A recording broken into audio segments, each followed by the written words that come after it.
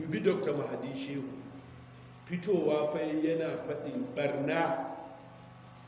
barnar da ake yi a ƙasar nan, ya ambaci abubuwan da yake gudana a jihar Kaduna. Daga lokacin zuwa yanzu an kasa barin shi ya zauna lafiya. Jiya naga an kai shi kotu, an fa ya ɗau lauyoyi, babbar kotu ta ƙasa ta ba da izini a sake shi, a ba da belin shi, amma duk da haka inspector general of police ya ce ba za a sake shi.